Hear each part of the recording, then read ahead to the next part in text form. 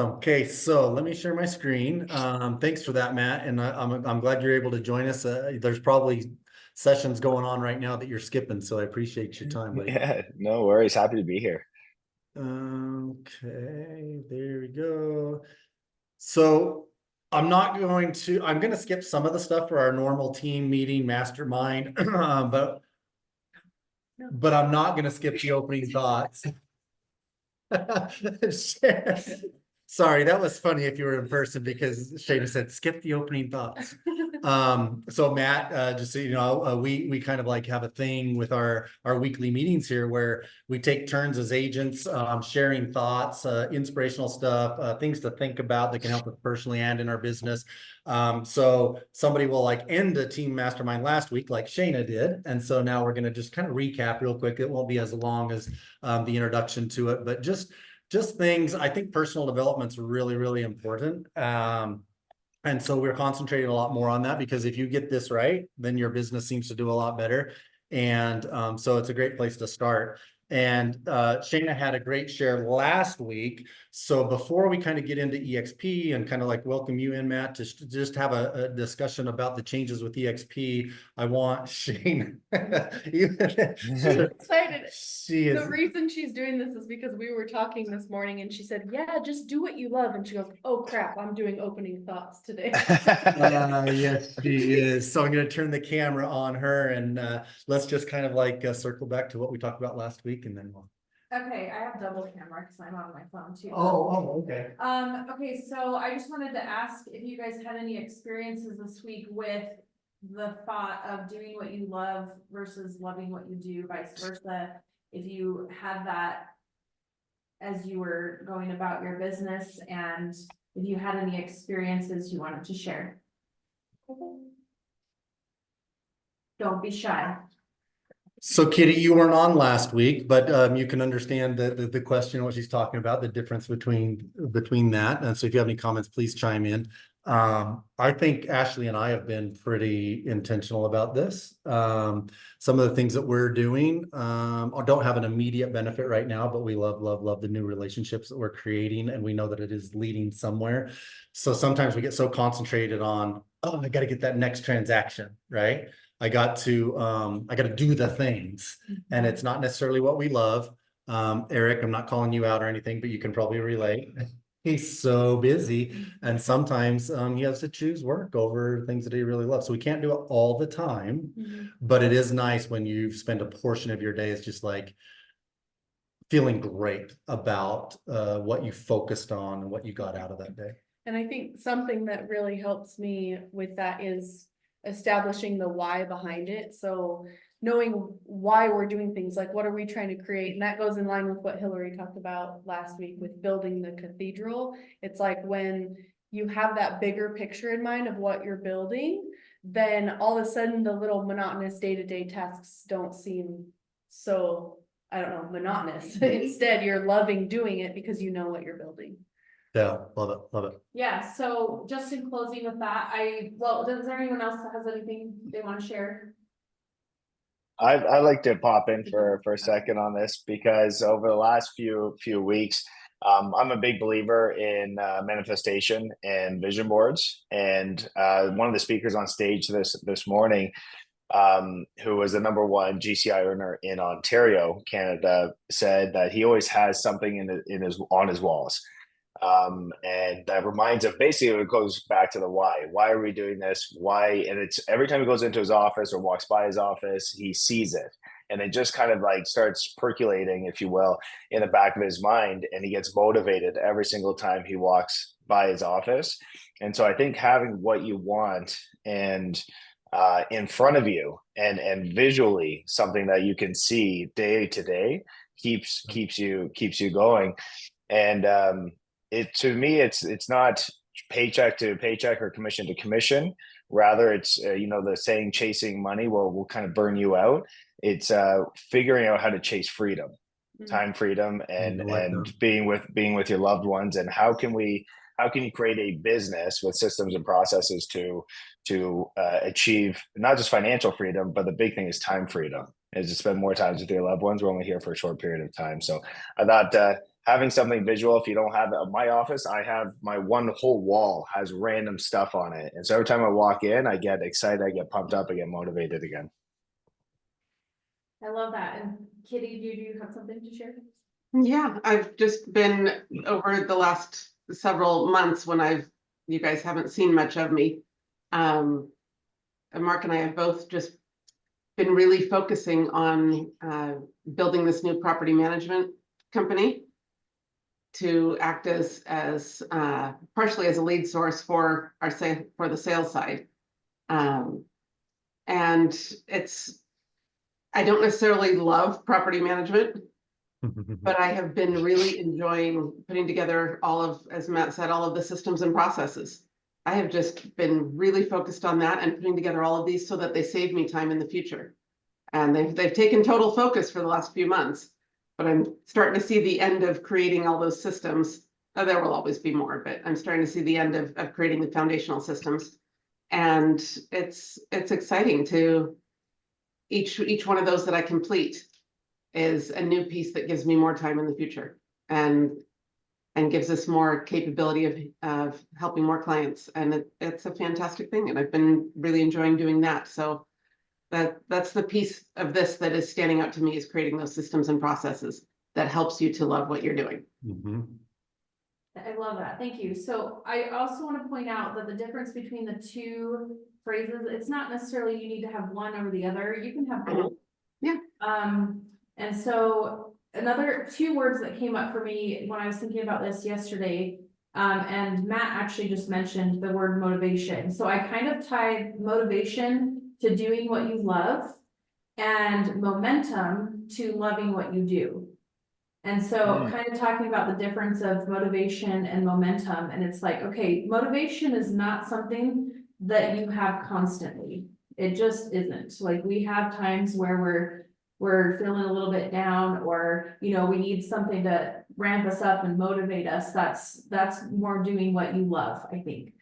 And then momentum is more, you're loving what you do because you see this impact that it's going to continue to make, to keep compounding and just carrying you forward. So that just came to my mind actually this morning, based on a conversation I had yesterday. So love those thoughts. And Yeah, very great. Awesome. Kitty, I love that too. It's like when you're building something, going back to Hillary's example of bricklaying, right? Yeah, I mean, so we just had a Pink Floyd's Another Brick in the Wall as a theme for all of this that we're talking about. But everything you do, you don't have to redo. You get to modify maybe and tweak it a little bit as you go forward. But what an accomplishment to say, oh my gosh, I am this much further. It's a metric that you can see every single day. So I love that you're so focused in on that, because being a systems person anyway, it's like, wow, I have created this. Now you get to implement it. So that's really awesome that you've been so focused on that. Thank you. So another thought that I had as Shayna was talking is the concept of sticking with your talents. In any business, there's things that we're naturally good at and things that we're not. And the things that we're naturally good at tend to be the things that we love to do. So that's the do what you love part. Yep. And then there's things that we have to do. I went through a business training course at one point of one way to scale and to grow is to write out all the different things that have to be done in order to operate your business. And then mark the things that you have to do because they require a license. Nobody else can do them. And then mark the things that you love to do just because you love to do them, whether they're beneficial and money generating or not. If you love to do them, if they give you energy, then do those. And then there's the things that you hate to do. Even if they're money generating, if you hate to do them, try to find a way to offload them to somebody else, delegate them to someone else. And then the things that you just don't need to do and they're not money generating, get rid of those too. And that helps you put together a job description for someone to hire. But I'm loving in this process, I'm very, very clear on, I love creating systems and processes. I hate maintaining them. So I'm designing this whole thing so that as soon as we can hire someone to replace me and I can go do something else. But I love having that clarity of what I'm good at and what my strengths are and designing it so that it works well for somebody else and designing it with that goal in mind. As Matt was talking about, thinking about where you're going with it. I know where I'm going. I'm hiring somebody to replace me. But for now, I'm having a blast setting up all the systems because that's fun for me. And so I'm doing what I love Nice. in the Nice. process of that. So And you're probably setting them up better, knowing that that is a tool to replace you. Because if you set it up just for yourself, you know so much in your head. And so you know what certain things mean. And as you're creating this, it's like, it might not be as defined or as detailed as it needs to be for somebody else to implement. But so the fact that you're designing it to hand off to somebody else is super smart. yeah, it's very clear in my mind that that's what we're designing it for. And then Mark is doing what he loves. He loves talking to people and creating new sales and new connections. And he's doing that part, which is fantastic. He's wonderful at that. Yes, yes, I love that. I love that. Sandra, I haven't said hello to you yet. Hello, Sandra. Nice to see you. I just met her at Hillary's open house. Nice, nice. So, Lynn, do you have any comments before we move on? No, no. Okay, I kind of along this lines. I'm doing what you love. I'm reading the book Go Givers Sell More right now. Recently reread Go Givers. If you haven't read that one, start with that one. Read Go Givers. Oh my gosh, sorry, interruption, baby alert. Who's that? Who's that, Sandra? Okay, my baby. She's not a baby anymore. Pick her up. He is still me. Oh my goodness. Hi, sweetheart. Hi. Are you helping mommy today? Oh, good, good. Okay, go play. Okay, so my train of thought is completely gone now. But Go Givers Sell More, guys. Read that one. The Go Giver series is a real easy read, right? It's in story format or whatever. But differentiating the giving value versus making a commission and making dollars and the objective of why you're doing it. So I felt I'd mention this because it goes along with what we're doing that we love. I love helping other people. I actually have told a lot of people lately, I would rather work with you on your transaction than do my own. I like being part of somebody else's success. And that's another reason why Ashley and I are sometimes giddy. Because our day has been more involved with doing things for other people. How can we offer value without even bringing up what we need?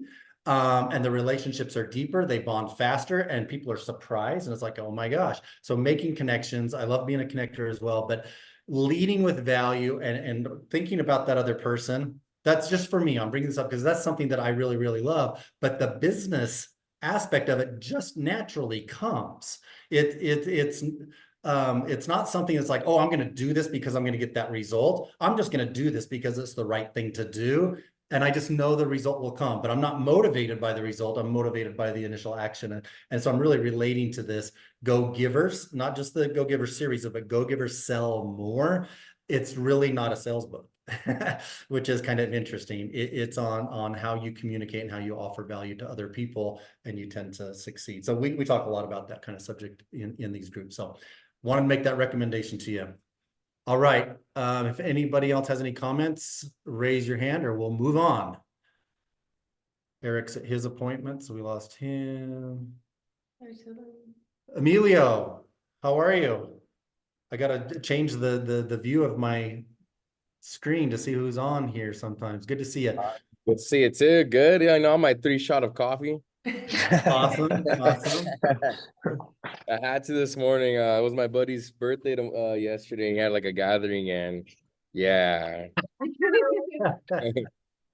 So here I am. That's awesome. Well, I'm But impressed that you're to here. put in the work. So another day, another dollar is what they say. Sweet, sweet. Well, I'm glad you're on for this call. I know you've got a lot going on up there, and so it's good to see you. But I'm going to change slides here. As you can see, we got Matt Ashby on there. Matt is just like our leader upline or in our organization for our team, and he's just been a tremendous help and a resource that I don't even utilize enough. And I love where he's gotten to in his business, because he's able now to devote the majority of his time for stuff like this, to support his team. We're part of his organization as well. So Matt, I appreciate all the time you and Patrick put in. There's changes going on. You're kind of on the front line. I don't know if you still are, but you used to be on the advisory council in Canada. Are you still involved in that?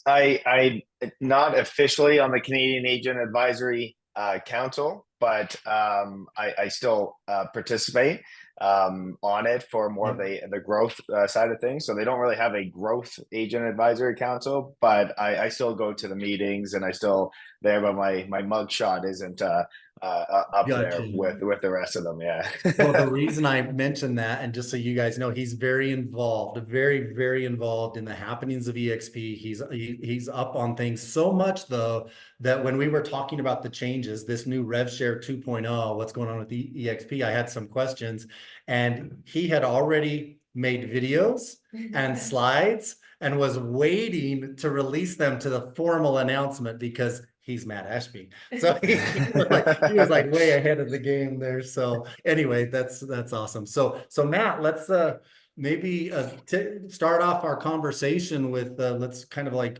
talk about the major changes that happened lately, and then we can do some Q&A and see what that means for agents and for growing our businesses. Yeah, absolutely. Thanks, Jeff. And thank you for everybody being on the call. Yeah, there's been some significant changes in the RevShare model, and significant in a really positive way. I feel, and as you guys probably know, we've been kind of hovering around the 90,000 agent mark for quite a bit of time now. And obviously the dip in the market, agents leaving, just the industry in general has kind of plateaued us a little bit. But there's also some competition who's kind of copycatted our model, realizing that, wow, this is a way better than a traditional old brokerage. Now, none of them are actually profitable whatsoever. They're losing a lot of money. And Leo Pereira, who's the new CEO of EXP, was just on stage this morning when I was there at the conference here, saying that, you know, when you're the first one through the brick wall and you become the largest and you become the most profitable and people start copying you, sometimes they have pretty good ideas, right? They're not big enough to make it sustainable at that point, but they have good ideas. And so I love how they were just super open about, look, there's some cool things that we can probably use and utilize with our platform that we see as a good benefit for the agents. And so as you guys I've probably heard revenue share or RevShare 2.0 is now official. And this is my take on it, is that the people who were making pretty significant money, you know, 50, 80, 100, $200,000 a month, they're shaving a bit from those agents. Okay. And guess what? Because if you're making $50,000 a month and you start making 40, you're not going anywhere. But here's the key part, and this is where they brought it into the leadership meeting, is that money is being redistributed back to, if you will, the masses or the majority of agents who may have 5 agents, 10, 30, 50, 100, 200. Okay. And that is where we have the first 3 tiers completely unlocked. Okay. There's no more qualifiers on the first 3 tiers. It takes 5 to open up tier 4. 10 to open up tier 5, 15 for tier 6, and then the 30 for tier 7 is still the same.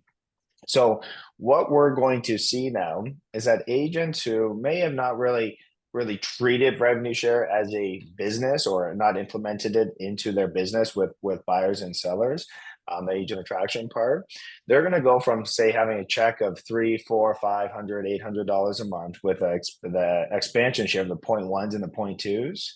Okay, they're going to start seeing $2,500, $3,500, $5,000. Okay, what does that do? Not just as a whole, but as a whole company, I guess, or it is as a whole, you're going to have a lot of motivated people going, one, I'm not leaving EXP now. Okay, that's a substantial pay raise for a lot of agents with under 100 agents on their revenue share team in the first 3 tiers.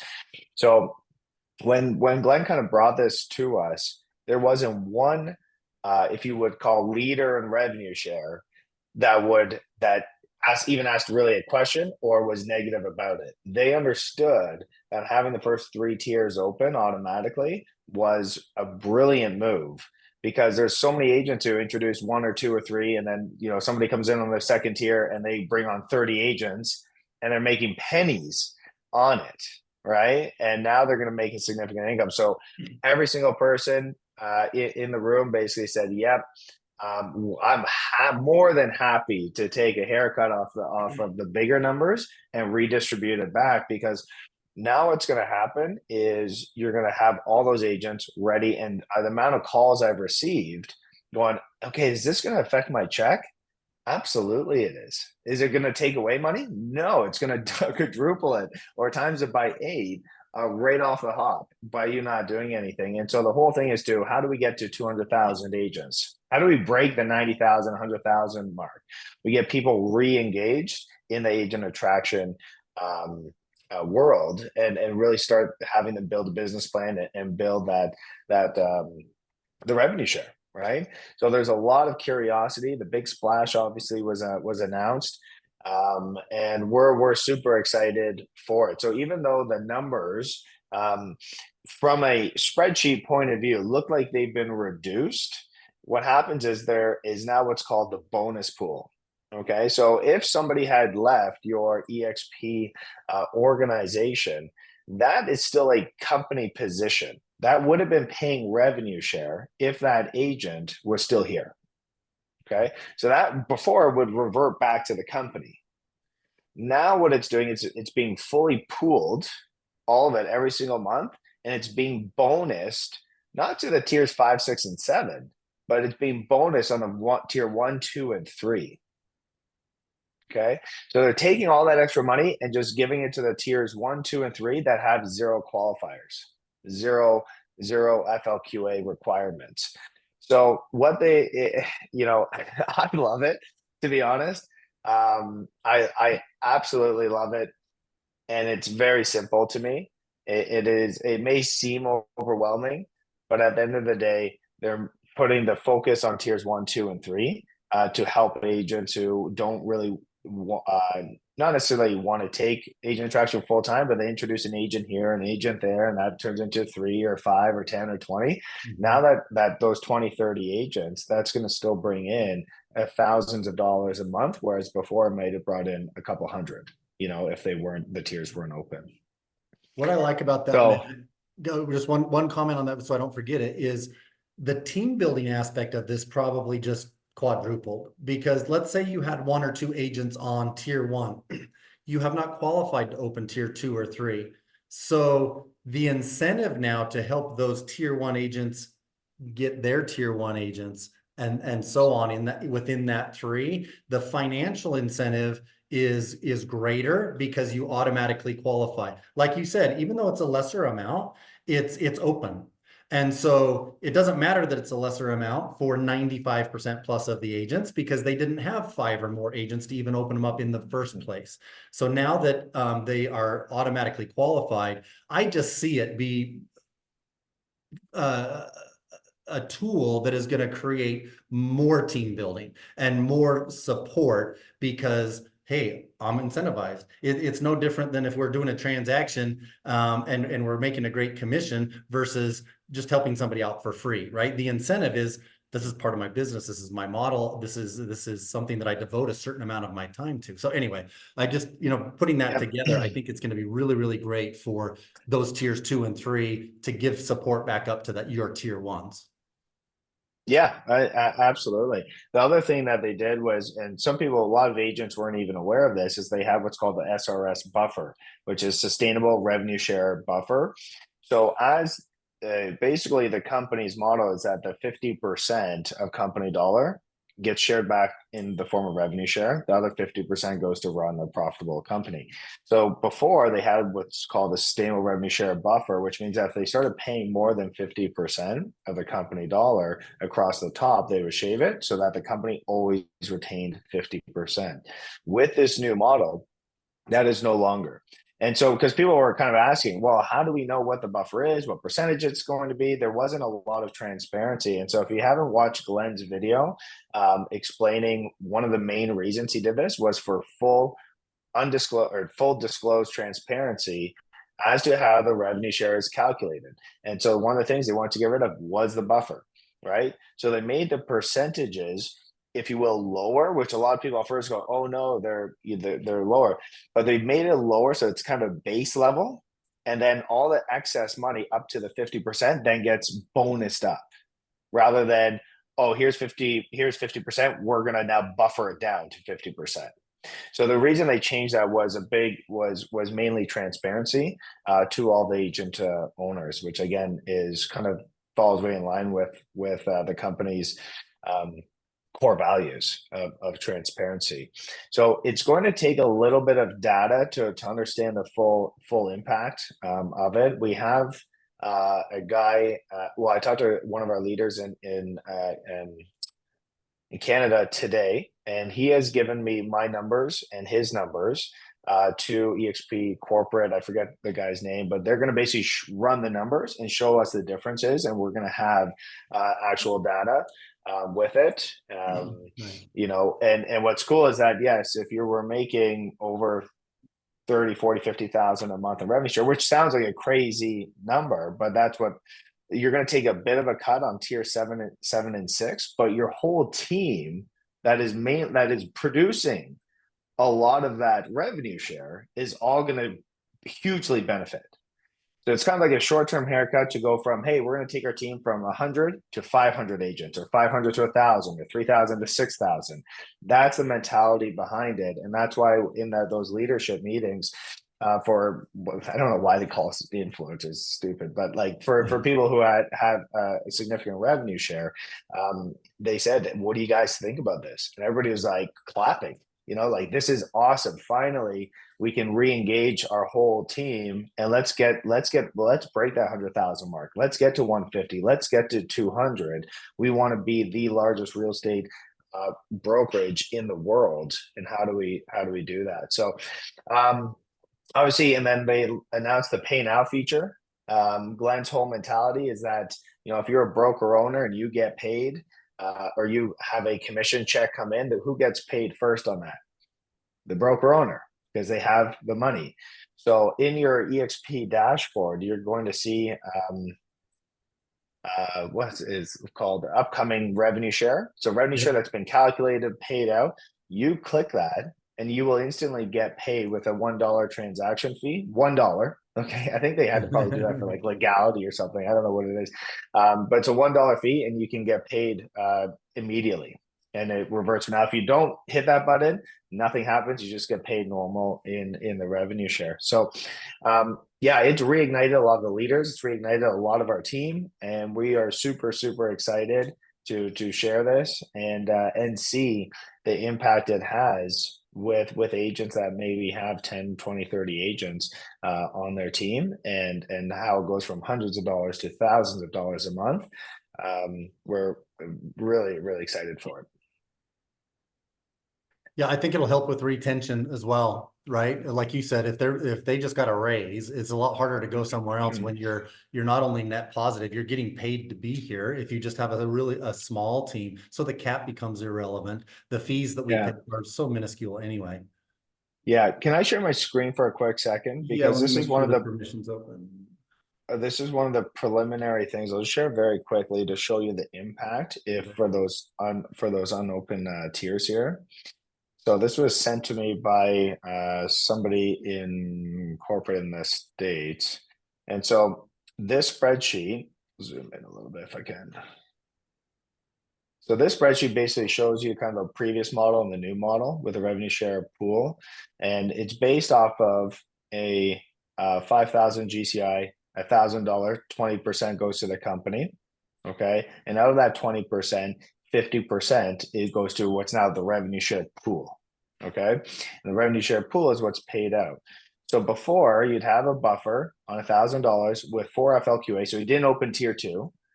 The same transaction goes from $8.20 to $100. That adds up very quickly. So on 10 deals, it's $1,000 versus $80.20. That is huge. Same thing with here. If they haven't on a level 3 transaction, they only have 4 FLQA, $4 to $63. So we're going to see not just a 10 times boost in revenue share. We're going to see, more like basically 10 plus times in revenue share for those first 3 tiers. Nice. And that's before actually getting bonused up as well. So this is just on the baseline transaction. Same thing, 14 FLQA. So on level 4, you would have had about $2.60. Now it's 38, 260.25, 13.63. And then when you take a look at some of the buffer, because the buffer started, that's a high buffer. I don't know why you put 48%. So on tier 7, it is going to be a bit of a shave down, I think, because even if the buffer was, I think as high as I saw as high as like 30%. Off certain tiers, right? And so 130 and 125. So I really think that it's going to actually be a massive benefit for majority of the agents who are, say, in the 95% of agents, not the top 5%. It's the 95% of agents in EXP who are going to see a massive benefit from this. And of course, the company goal, and I'll send you guys the spreadsheet as well, just so you have it. The company goal is to double in size. Well, how do you double in size? You get 50,000, 60,000 agents really, really excited with what I would call life-changing income. Instead of making a few $100s, now you make a few $1,000s. You see $2,000 or $3,000 come in, and your highest check prior was 600.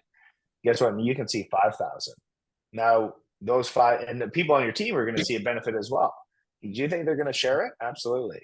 Yeah. So those are the changes. We've gone in it in a fair amount of detail, obviously, and I'm happy to share this spreadsheet with you guys so you can really take a look at it in a deeper dive. But at the end of the day, to recap, it's full transparency now. It's meant to re-engage a majority of the agents and share the wealth into getting into doubling the agent count worldwide. Okay, Matt, let's speculate here for a minute. So some of you know that my sponsor in EXP that Matt sponsored has already left EXP. The reason I'm bringing that up is because I don't think he ever had more than 3 or 4 FLQAs. Never really unlocked tier 2. But within those 3 or 4, he had a couple of builders, right? He sponsored Lynn and Colin up in Canada. He had some builders. So he had over 600 agents, approaching 700, I believe, in his organization, and was receiving the expansion share that Matt pointed out to, which was a point nothing of those tiers, a point something, right? But it was very small. And honestly, his checks were still around 7,000 a month, without even qualifying to unlock tier 2. So the reason I said, Matt, let's speculate a little bit. It would be interesting to maybe run a scenario as an example of what that might have changed to in a day when they implemented RevShare 2.0, and what that might have done for his life and the things that he could have done. Any thoughts on that? I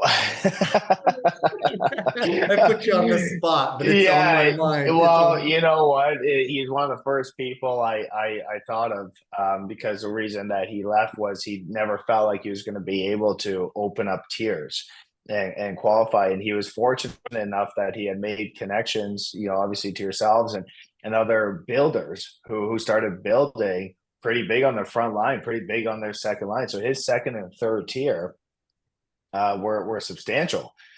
I can tell you that I think he was maybe 3,000 to 5,000 or something, maybe as high as 7. Those checks would be immediately most likely to 30 to 40. Jeez. Yeah, because majority of his agents were on the second and maybe not that high, maybe 25 to 30. Like that would be my guess, because a lot of people, like for example, myself, I have people on my team who have brought in like 60 agents that turned into 200 on their second tier and have like 250 on the third tier. But then on their fourth, fifth, it's still building out. So it goes down to like 100 or 200 or whatever it is. Mm-hmm. Right. So the biggest substantial change for this is going to be people who obviously were not able to in the previous model unlock those tiers. But I would easily say it would be, well, if you take a look at just this example, I if was he just on his staring at that. level 2, like I don't want to say it would go to 50,000 a month, because But- you know it's not only on that one tier. So even cutting that in half, it would be definitely, you know, I think just if he did not do anything, he just stayed with the company, he would be making multiple 6 figures in passive income, without a doubt, maybe upwards of 300 to 400,000 a year. Yeah. So is Go that ahead. Yeah. essentially though, now what I'm understanding is that is now in the bonus pool, all of that money that would have gone to him? Is that Correct. how- Yes. Correct. Yeah, absolutely. Absolutely. Yeah, that's a great thing about not having a buffer, because going back to the company, then having to bring it down to 50%, there's basically newer, smaller numbers on the baseline. And if I share with you the actual new chart, So Matt, I So have a this quick is- question. Sure. Can you, and maybe you already touched on this, but if you bring in a capper as a level 1, did you touch on how that changed? no, sorry. Yes, that was the main third change. So again, another reason to propel growth in Canada is anybody you personally introduce. Starting now, the first, I think it's July or now, I can't remember. It's starting soon.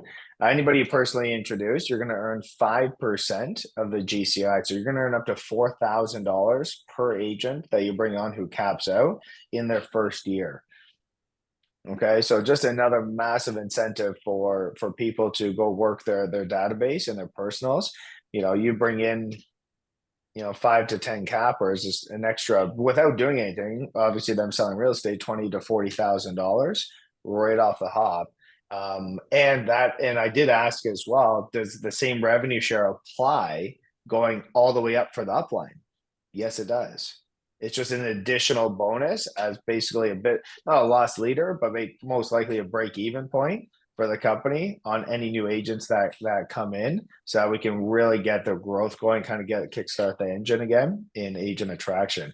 So there's agents obviously extremely excited about that, who have been talking to agents over the last 6 months, a year, 2 years, 3 years, 5 years, going, you know, I'm going to actually treat this as a business. I'm going to go get these guys. I'm going to do what it needs to be done. I'm going to reach out to my, you know, upline support who do this day in and day out, and they're going to be able to help me grow my revenue share. So I can see probably in the next 12 months, just with the extra additional $4,000 per agent per capper for agents that you introduce, I think that's some significant money. That's almost like commission money for you list an agent, you list a house, $4,000, right? And then anybody they introduce, the second tier is open. So can I spin this just another way for those of us that are motivated by helping other people? Is that, let's say you're bringing in someone you know that does production. Part of showing them what EXP can do for them is exactly what Matt just said. So you bring in someone that does production and you show them, if they bring in others that do production, they can cover their cap just like that. I mean, we got to get good at these numbers, at being able to show them why it's so good to be at EXP. I'm, you know, getting recruited like the rest of you all of the time. And when I'm answering back to those recruiters, I'm letting them know it just doesn't make sense for me to leave here, because I am getting paid by EXP more than I'm paying EXP. But this shows a way that we can get producers their very first year to cover their cap quickly if they bring in other producers. Does that make sense? Absolutely. Yep. Think about it. Yeah, if you go get 4 agents who are producing, your full cap's covered, just in your first year, right? Like 4 agents. But it's residual after that. It doesn't stop, right? That's the cool part about the program, is everything that we've built, everything that we've been doing the last 5 years, it just compounds on itself. It's not like us going and selling $1 million house. It's done. We're out there and we're helping other people create residual so they can pay their bills when things are slow. That's what excites me. Yeah, it's when you see it from, and that's, you know, I couldn't say it better, Lynn. Like when you see it from a 10,000 foot perspective, you've been in the industry for more than 12 months, 24 months, you're going to understand eventually how the brokerage system, current traditional or old brokerage system works, right? And you understand that your business is paying these layers and layers of what I call blockbuster model brick and mortar systems, and there's a reason why they're all in extreme debt, and there's a reason why this kind of model is built for entrepreneurs who want to take advantage of it. And I just talked to a lady here at EXPCon Canada who goes, I feel like I need to 6 weeks in the business. I feel like I need to be able to sell real estate first at a super high level to do agent attraction. It's a valid point. I probably would have thought the same thing if I didn't know any better. What you have to do is either follow our training manual and always have in your mind the 95-5. If you set aside 5% of your time to think and act like a broker owner, I don't care if you're 1 week in the business or 30 years in the business, you're going to have results. When you talk to people at open houses, you go to networking events, you're going to build relationships.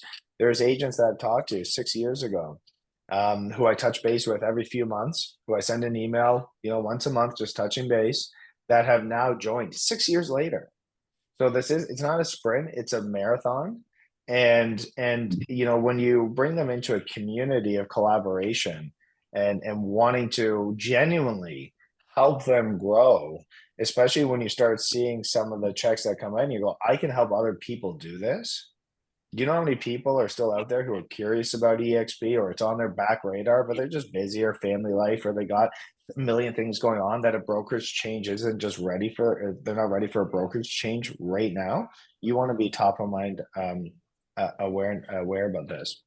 So this is the new rev share chart. Obviously looks very confusing at the beginning, but this column right here is basically the percentage of half of the company dollar that you receive before the bonuses. Okay, so those are the baseline numbers. So you see the first 3 tiers are wide open, and then to get to tier 2, it's 5, and you still have the expansion share here. The big thing kicker is that it's 2.5% on tier 6 and tier 7. Okay, so it's rewarding long-term growth and loyalty to EXP in a big way, just on the expansion share. Yeah, this was done totally on purpose, because there aren't going to be there's going to be not everybody's going to hit 30 FLQA to open up the 25%. But if you're here for long enough and you're just consistent with it, eventually you're going to have agents on your tier 6 and tier 7. So you're still going to earn 2.5%, not the 0.5% as before. So, I think that this is like a rebirth, if you will, of the company. That's what they're calling it, the 2.0. Obviously the model is sustainable. Obviously we've fastest growing real estate brokerage in history. And even on stage, Leo and Michael Valdez this morning, that's why it's fresh in my mind, said, we understand that there's going to be copycats. And because of the size we have the ability to be so agile, and we can make the changes necessary to still stay profitable, but award and reward the agents who are loyal to EXP and who want to build something long-term and generational. I'll share something just very quickly. There will be an announcement from what I've heard through the grapevine in Miami in October. You guys should all be there. That will lock in these open tiers. If you have a certain amount of FLQA, or if you've opened up that tier for a certain period of time, that will forever be locked in. You will not ever be able to go back to just the expansion share. Wow. This will be one of the big key things in Miami is going to be generational wealth. Okay, that's one of the kind of main topics of it. And so that if you're loyal to the company, if you're loyal to EXP, and you really pour your heart and soul into it and grow this, and the company wants to reward you, so that when you stop, when you're done on this earth, that's going to continue paying from the efforts that you put in while you were working with the company.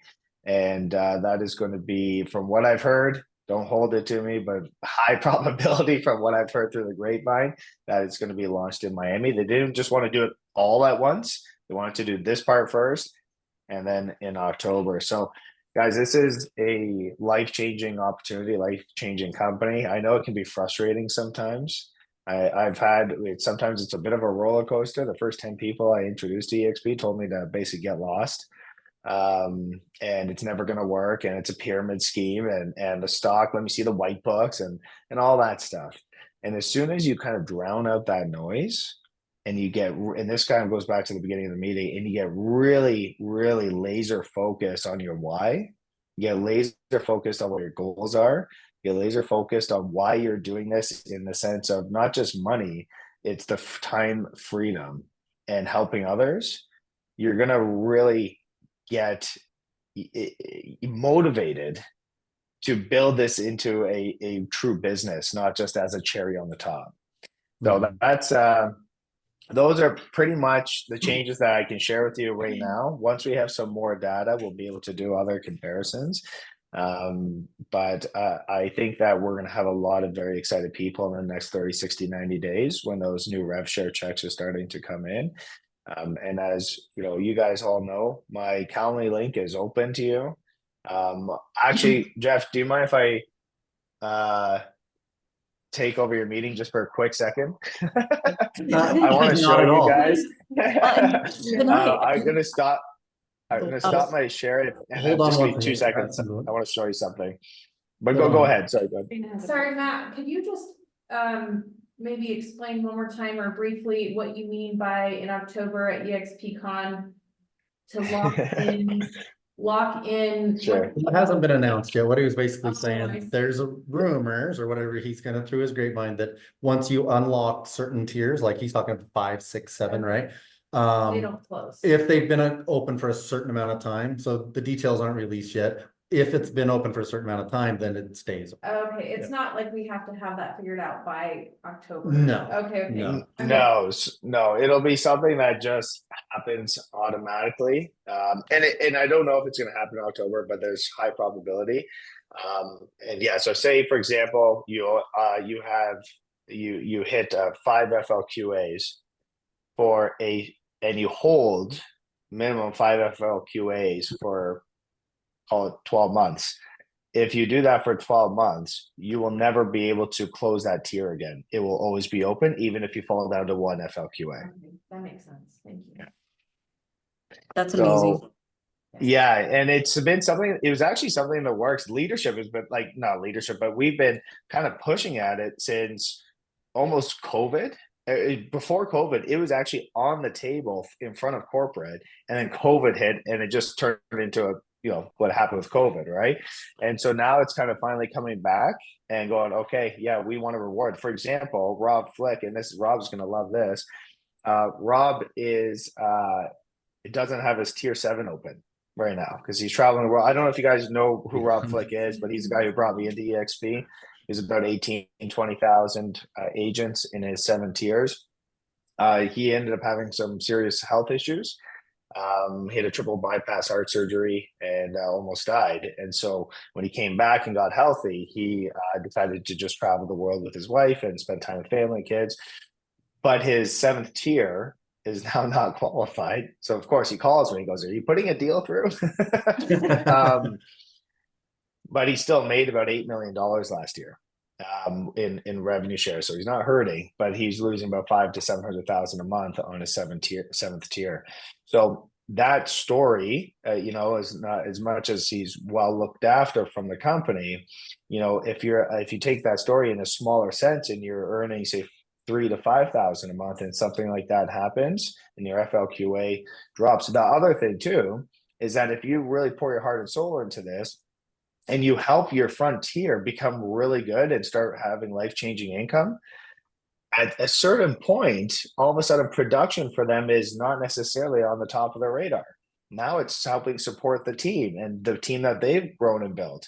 So the company doesn't feel like if you go out and help build leaders in the company that you should be you should be punished for it because you've helped build and change people's lives, and now your FLQA is dropping because they're not selling real estate. That makes sense? Pretty simple, basic. So yeah, it's exciting. Sorry, I got distracted. So give me one second. Seamus, Sorry. No, it's good. It's good. As you guys know, we are, like Jeff had mentioned, we are doing a new 3-step business evaluation. Okay. And I'm going to give you the sneak peek of what it's going to look like. For ours, we've made it an editable, and editable.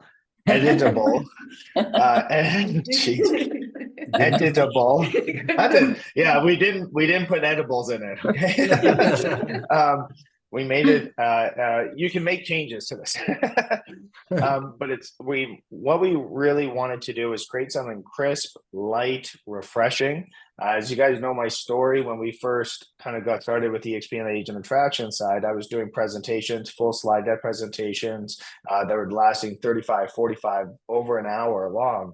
And then you'd ask the agent afterwards, what do you like best? And they're like, oh, I like how you get stock paid every month in the form of revenue share. And you're just like, did you not hear what I said? Right?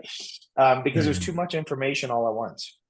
So that's what born the 3-step business evaluation. And so now we're re-editing this or re-evaluating this. So now what you're going to be able to do is take this, you're able to take this slide out, put your slide in if you like, change what you want to do. But this is the new 7-minute video that we're going to be recording. We were just waiting for the final changes. And then that's step 1. Step 2 is an 18-minute video that peels back the layers, if you will, of an onion that go into a deeper dive into everything EXP. And then step 3 would be a cost analysis and strategic business planning session with somebody in your upline or leadership. Okay. Why we did this is that it's a duplicatable process. We're talking about systems and processes. Not everybody can talk for an hour about EXP, and nobody wants to. Trust me, you don't want to. It's not fun, especially doing 3 or 4 a day. So we made it super duplicatable, where if you got really good at planting seeds with agents in your market or agents online or agents that you know, and you got them to commit to a 7-minute video to see EXP 2.0, okay, that is all that is required. We have done all the heavy lifting on the back end to get the image or the message across, meaning that if they watch a 7-minute video and they're not intrigued, don't waste your time. Put them on a drip campaign, stay in touch with them here and there, because their doors just shut, right? We're looking for people with their doors open who are open to change and looking at a new real estate brokerage.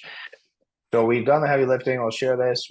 And this is going to be kind of like in a, as a slide, as you click the button type thing.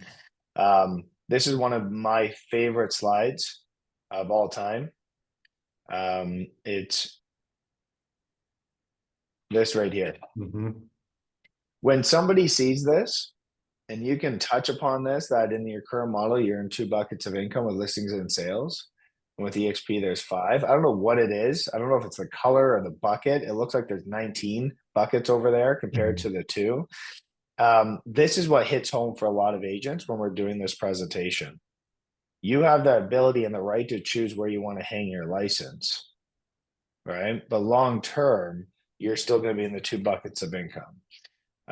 So this is one of our favorite slides. We're just kind of hammering down, obviously, our growth, brokerages. I'll go through this just kind of really quick. It's only a few slides. Our international stuff, Europe, growth, more real estate stuff, bit of the stock. This is going to go really, really quick to just kind of put these hooks in there, and it's going to be a script that we have on the back end. Revenue share, they're redoing the slides and new charts and stuff. Old model, new model, super simple. We share our story just up to our 3-year business plan. We share that we have a process for it and training. We show the Sims coaching stuff, and you guys can add in what you want. So you can add in your team Limitless, team meetings, the trainings that you offer above and beyond. You can add it in here, a recap, EXP Life, and then step 1's complete. Super simple, super simple. Then you go to step 2, which would be that. and then where we do what's called the wealth pillars explained. So this is a system that you guys are more than welcome to. We won't take offense. Use it or don't, or use it, make it your own, or just use it. We don't care. But at the end of the day, if you have a simple duplicatable process for you and your team to be able to grow, what we're going to be able to do is, that's why I'm out of production now, is we're going to be able to be there to be your third party validation and support when you book when you go to step 3, which is the strategic business planning session and cost analysis with myself or Patrick. I love it. I love it. I like it that it's a super easy qualifier, like you said. If somebody's not going to give you 7 minutes, then you don't need to give them 10. Yeah, exactly. And you know what? I've realized now that, obviously a lot of people have heard of EXP, a lot of rumors about EXP. And you know what, guys, we had a bit of a rocky road, just with growth, right? We grew too fast. As Glenn said, the train had left the station while we were still laying the tracks. So there is a ton of opportunity now to reignite that database of people who have either come over or left, or they go, oh, well, I know somebody in Iowa who joined EXP and they didn't like it 4 years ago and left. So that means I'm not going to go there. Well, it's like people leave Remax all the time. Yeah. Would you not, Joe? Why are you still with Remax? Right. So it's just a mindset thing. So we have a lot of exciting things. I'm here to support you guys as much as possible. If you want any additional help, that's what we're here for. We're excited for the new changes. I think it's going to be a huge boost in our team growth. And take advantage of the initial splash of this. Share it on social media. EXP 2.0. Things have changed. Things are moving forward. And then read our book and understand the history of real estate and get to events. Jeff and Lynn, you guys are amazing, and a lot of people are amazing at getting to events. Get to the events, pair with a business plan, and you're going to start seeing results. Okay, 2 final comments, and I'll let you guys go as we wrap up, and then I'll for sure see if there's any other questions. I have closing thoughts too. That's what's so fun about our family, you guys, is we all get so excited. Okay, so two things, and then I'll let Ashley do her closing thoughts. One is Matt is one of those top 5% that's taken a haircut on this. Meaning he has gone from when I met him 5 years ago, 123 agents to now approaching 2,000. Very handsome monthly rev share. Listen to the way he's talking. And he's sharing now some of what he's been making back with EXP because he sees the future, the potential and everything. So keep that in mind, one. Another comment on what he mentioned about people have their own time frames. People have their own things going on in life. They don't always make decisions quick. I just did a Zoom call with Matt last week with somebody I've been talking to for 5 years. He's got a large team, and now he's reaching out to me because he's realized he's not going to reach his financial goals where he's at.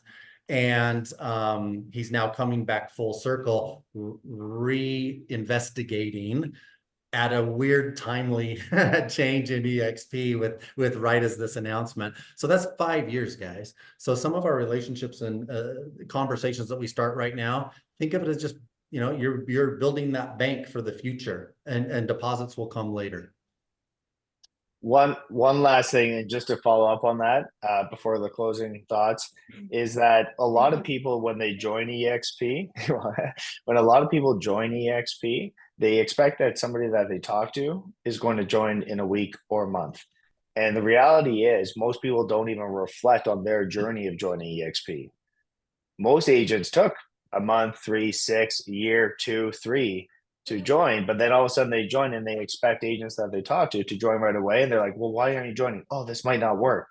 It's like, you have to understand your journey of even learning. When did you first learn about EXP? When did you get to your first presentation, your Zoom calls? How many decisions had to be made at your house to come over to EXP, with your family? And all of a sudden you realize, geez, yeah, you know what? I learned about it about a year and a half ago and then finally joined. Why should you expect people to join in 30 days? So it's a long-term nurture, and people will come over when it's right for them. And you can't say the wrong thing to the right person. Awesome. I love that. Ashley. You have to share the PowerPoint. Oh, So what I wanted to talk about for closing thoughts today, I started listening to the book 7 Levels of Communication. And, I've got it on the PowerPoint, but I wanted to talk about the 7 different levels of communication because it's just becoming super important as we grow our business, and Jeff and I are looking at growing in different things, that just being aware that you can send out an email blast to someone, but that's not really connecting with them. But kind of like what Matt was saying is like, invite people to events. I mean, that's why we do our weekly lunch and learns, is so that we can invite people and get people in person. And that's the second level, and the first is a one-on-one meeting, but you can't have time to do one-on-one meetings with everyone. So invite them to events that you're already going to. And if you're not going to invite them to something, pick up the phone and call them. This is just a lesson that like I've really learned lately, because I'm very detailed. I like everything to be in writing.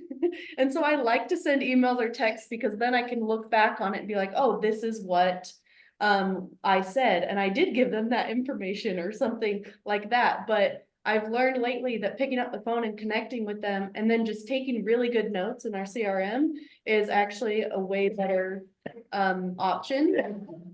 And so I just wanted to bring up the 7 levels of communication and have you guys this week just pay attention to what level are you using the most, and could you move up a level possibly?